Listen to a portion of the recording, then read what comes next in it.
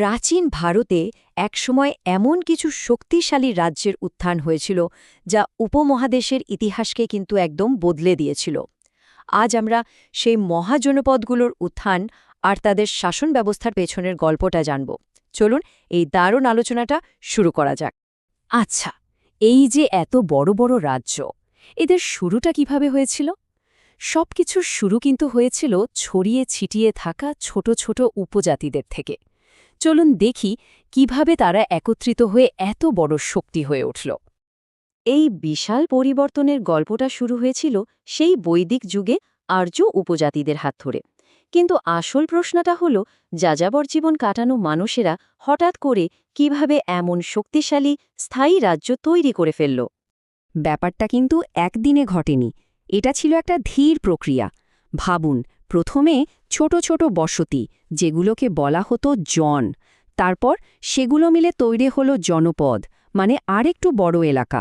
আর সেখান থেকেই জন্ম নিল মহাজনপদ, প্রাচীন ভারতের সেই শক্তিশালী রাজ্যগুলো। কিন্তু একটা প্রশ্ন মাথায় আসতেই পারে, তাই না? হাজার হাজার বছর আগের এই সব কথা আমরা এত জোর দিয়ে বলছি কি করে? এর উত্তরটা আসলে লুকিয়ে আছে কিছু প্রাচীন পুঁথিতে, যা আমাদের সেই সময়ের একটা পরিষ্কার ছবি দেয়।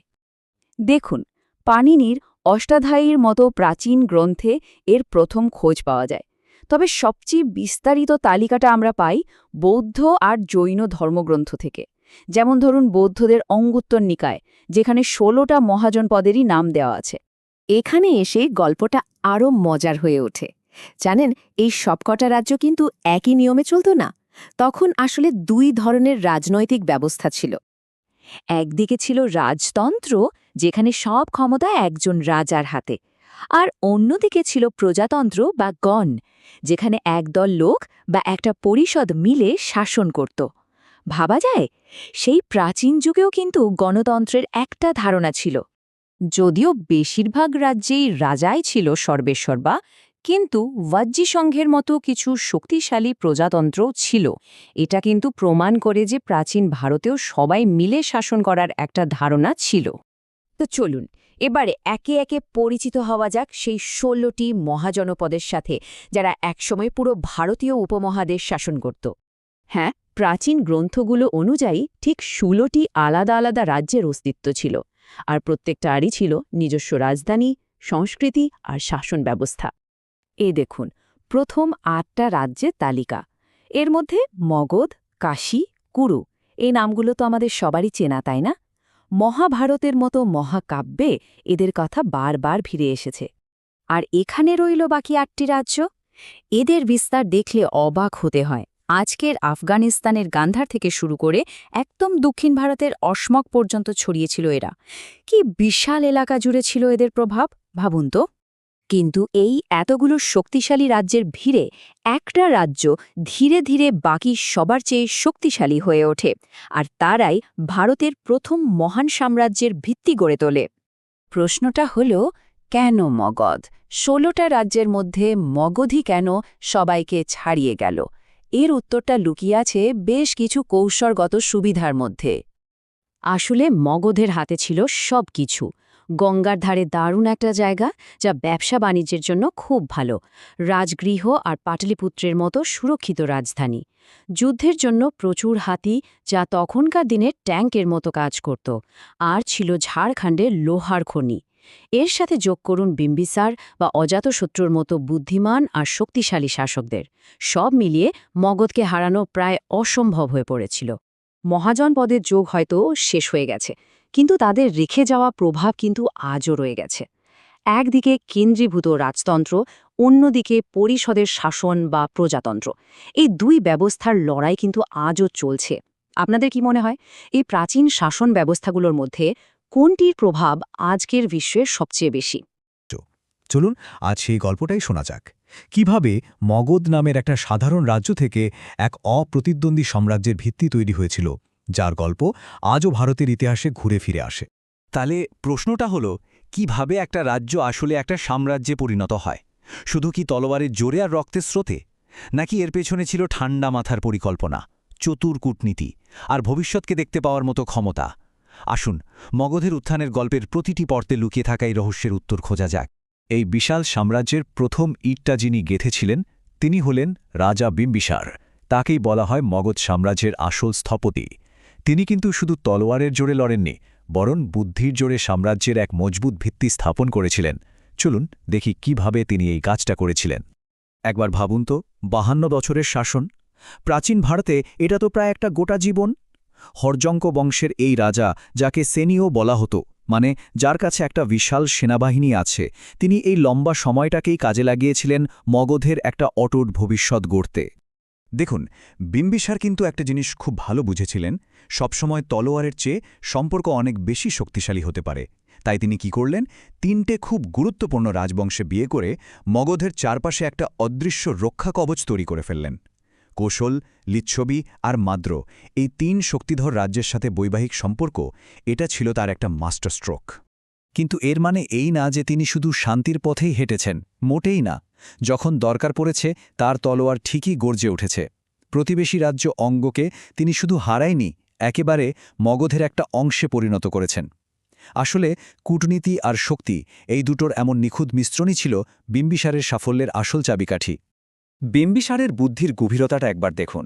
যখন তার প্রতিদ্বন্দ্বী উজ্জয়িনী রাজা প্রদ্যোৎ ভীষণ অসুস্থ, তখন তিনি কিন্তু সৈন্য পাঠাননি, বরং পাঠিয়েছেন নিজের সেরা চিকিৎসক জীবককে। ভাবুন তো একবার, এই একটা কাজেই তিনি শত্রুতাকে বন্ধুত্বের দিকে ঘুরিয়ে দিলেন। এটা কিন্তু তলোয়ারের যুদ্ধের চেয়েও অনেক বড় একটা জয় ছিল। কিন্তু কথায় আছে না, সব ছেলে বাবার মতো হয় না। অজাতশত্রু ঠিক তাই ছিলেন। বাবার দেখানো কূটনীতির পথে তিনি হাঁটেননি। তার ভাষা ছিল শুধুই তলোয়ার। তার হাতে মগধের সাম্রাজ্য বিস্তারের যে নতুন অধ্যায়টা শুরু হলো, সেটা ছিল আরও অনেক বেশি আগ্রাসী, আরও উচ্চাভিলাষী, আর সত্যি বলতে আরও রক্তে রাঙানো। অজাতশত্রুর সময়টা ছিল অদ্ভুত এক সন্ধিক্ষণ। মানে একদিকে যখন তার তলোয়ার নতুন নতুন রাজ্য জয় করছে, ঠিক সেই সময়েই ভারতের মাটিতে অহিংসার বাণী ছড়াচ্ছেন গৌতম বুদ্ধ এবং মহাবীরের মতো দুজন মহাপুরুষ। একই সময়ে যুদ্ধ এবং শান্তির এই সহাবস্থান ইতিহাসকে সত্যি এক অন্য মাত্রা দেয়। অজাতশত্রুর চরিত্রটা ছিল একটা ধাঁধার মতো। একদিকে তিনি লিচ্ছবি, বৈশালী আর কৌশল জয় করে মগধকে প্রায় অপ্রতিরোধ্য করে তুলছেন, আবার অন্যদিকে সেই সিংহাসনের লোভেই নিজের বাবাকে হত্যা করছেন। ইতিহাসে তিনি একাধারে একজন সাম্রাজ্য নির্মাতা এবং একজন পিতৃহন্তা, একই সাথে দুটো পরিচয়। সত্যি এক জটিল আর বিতর্কিত চরিত্র। তার চরিত্রের এই জটিলতা কিন্তু এখানেই শেষ না। যে মানুষটা সিংহাসনের জন্য রক্ত ঝরাতে দুবার ভাবেননি, তিনি আবার ধর্মের সবচেয়ে বড় পৃষ্ঠপোষক হয়ে উঠছেন। তারই সমর্থনে রাজগৃহে আয়োজন করা হয়েছিল প্রথম বৌদ্ধ সম্মেলন, যা বৌদ্ধ ধর্মের ইতিহাসে একটা মাইলফলক। এই ঘটনাটা তার চরিত্রের গভীরে লুকিয়ে থাকা অন্য আর একটা দিককে সামনে নিয়ে আসে। অজাতশত্রুর অধ্যায়ের পর মগধের গল্পে আরও একটা নতুন মোড় আসে। এবার শুধু শাসকই বদলালো না, ক্ষমতার কেন্দ্রও বদলালো, আর মঞ্চে এলো এক নতুন রাজবংশ। চলুন দেখি এই পালাবদলের পর মগধের ভবিষ্যৎ কোন দিকে যায়। হর্যঙ্ক বংশের পরের রাজা উদয়নের হাত ধরে মগধে ইতিহাসে এমন একটা সিদ্ধান্ত নেওয়া হয়, যা আক্ষরিক অর্থেই সাম্রাজ্যের ভাগ্য নির্ধারণ করে দেয়। ক্ষমতার কেন্দ্র সরে যেতে শুরু করে, আর এই পরিবর্তনই ভবিষ্যতের এক বিশাল মগধের ভিত গড়ে দিয়েছিল। উদয়নের সবচেয়ে বড় আর যুগান্তকারী পদক্ষেপ ছিল রাজধানী বদলে ফেলা। পাহাড়ে ঘেরা পুরনো রাজধানী রাজগৃহ থেকে তিনি রাজধানীকে নিয়ে এলেন পাটলিপুত্রে, যা আজকের পাটনা। গঙ্গা নদীর তীরে অবস্থিত এই নতুন রাজধানী বাণিজ্য আর সামরিক দিক থেকে ছিল এক কথায় অদ্বিতীয়। এই একটা সিদ্ধান্তই মগধের শক্তিকে যেন এক লাপে বহুগুণ বাড়িয়ে দিয়েছিল। কিন্তু ইতিহাসে কোনো কিছুই তো চিরস্থায়ী নয়, তাই না? উদয়নের পর হর্যঙ্ক বংশের শক্তি ধীরে ধীরে কমতে থাকে এবং শেষে তাদের শাসনের সূর্য অস্ত যায়। মগধের প্রথম অধ্যায় এখানেই শেষ হল, কিন্তু সাম্রাজ্য নির্মাণের গল্পটা তখনও শেষ হয়নি। হর্যঙ্কদের ফেলে যাওয়া সিংহাসন কিন্তু খালি পড়ে থাকেনি। মগধের শাসনভার নিল এক নতুন শক্তি, শিশুনাগ বংশ। তারা তাদের পূর্বসূরিদের তৈরি করা মজবুত ভিত্তির ওপর দাঁড়িয়ে সাম্রাজ্যকে আরও উঁচুতে নিয়ে যাওয়ার কাজ শুরু করলেন। এই বংশের প্রতিষ্ঠাতা শিশুনাগ এসেই এমন একটা কাজ করলেন যা ছিল প্রায় অকল্পনীয়। তিনি মগধের চিরশত্রু এবং সেই সময়ের অন্যতম শক্তিশালী রাজ্য অবন্তীকে চূড়ান্তভাবে পরাজিত করলেন। এই এক জয়েই মধ্য ভারতে মগধ একেবারে একছত্র অধিপতি হয়ে উঠল। বাবার মতো ছেলেও ইতিহাসে নিজের ছাপ রেখে গেছেন। শিশুনাগের পুত্র কালাশোক বিখ্যাত হয়ে আছেন ধর্মের প্রতি তার গভীর অনুরাগের জন্য। তার সময়েই বৈশালীতে আয়োজন করা হয় দ্বিতীয় বৌদ্ধ সংগীতি, যা মগধের শাসকদের সাংস্কৃতিক দূরদর্শিতার একটা বড় প্রমাণ দেয়। তো এত কিছুর পর আমরা কোথায় এসে দাঁড়ালাম? হরজঙ্ক আর শিশুনাগ, এই দুটো বংশ মিলে ঠিক যেন ইট পাথরের মতো ধাপে ধাপে মগধকে এমন এক দুর্ভেদ্য দুর্গে পরিণত করেছিল, যেখান থেকে এক মহান সাম্রাজ্যের জন্ম নেওয়াটা ছিল শুধু সময়ের অপেক্ষা।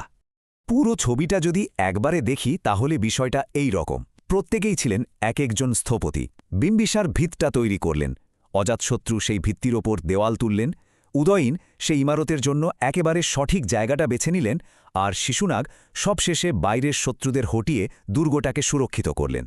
এভাবেই তৈরি হচ্ছিল এক অজেয় সাম্রাজ্যের নীল নকশা। আজ আমরা নন্দ বংশের সেই রোমাঞ্চকর গল্পটাই শুনব আর দেখব কিভাবে তাদের হাত ধরেই ভারতে দ্বিতীয় নগরায়নের ভিত্তিটা তৈরি হয়েছিল। প্রশ্নটা কিন্তু আসলেই খুব গুরুত্বপূর্ণ। মানে, হরপ্পা সভ্যতার পতনের পর একটা বিশাল শূন্যতা তৈরি হয়। তারপর হঠাৎ করে শহরগুলো যেন মাটি ফুঁড়ে আবার জেগে উঠল। এটা কিভাবে সম্ভব হলো? এই রহস্যের চাবিকাঠিটা কিন্তু লুকিয়ে আছে নন্দযুগে। আসুন আমরা একসাথেই এর উত্তরটা খুঁজে বের করি। দেখুন, যে কোনো বড়সড় পরিবর্তনের জন্য তো একটা মঞ্চ দরকার, তাই না? নন্দবংশ ছিল ঠিক সেই শক্তি যারা একটা রাজনৈতিক স্থিতিশীলতা এনে সেই মঞ্চটা তৈরি করেছিল। তাদের হাত ধরেই এমন একটা পরিবেশ তৈরি হয় যেখানে বড় ধরনের সামাজিক আর অর্থনৈতিক পরিবর্তনের বীজ বোনা সম্ভব হয়েছিল। আর এই বিশাল কর্মযজ্ঞের যিনি শুরুয়াত করেছিলেন তিনি হলেন মহাপদ্ম নন্দ। হ্যাঁ, তিনি ছিলেন নন্দবংশের প্রতিষ্ঠাতা। বলা হয় তিনি ছিলেন এক অসাধারণ শক্তিশালী এবং ভীষণ দূরদর্শী এক শাসক। তার শক্তি ঠিক কতটা ছিল জানেন? সেটা তার উপাধিটা শুনলেই বোঝা যায়। এক রাট, এর মানে হলো একমাত্র সার্বভৌম শাসক। তাকে আরও বলা হতো ক্ষত্রিয়দের উচ্ছেদকারী। সেই সময় ক্ষত্রিয়রা ছিল ঐতিহ্যবাহী যোদ্ধা আর শাসক শ্রেণী। তাদের হারিয়ে দিয়ে মহাপদ্ম নন্দ শুধু তার সামরিক শক্তিই দেখাননি, বরং পুরনো ক্ষমতার কাঠামোটাকেই ভেঙে দিয়েছিলেন। আর এভাবেই তিনি ছোট ছোট রাজ্যগুলোকে এক করে একটা বিশাল আর স্থিতিশীল সাম্রাজ্য গড়ে তুলেছিলেন, যা আগে কেউ করে দেখাতে পারেনি। কিন্তু শুধু তলোয়ার দিয়ে তো আর সাম্রাজ্য টেকে না, তাই না? মহাপদ্ম নন্দের লক্ষ্য শুধু সামরিক বিজয় ছিল না।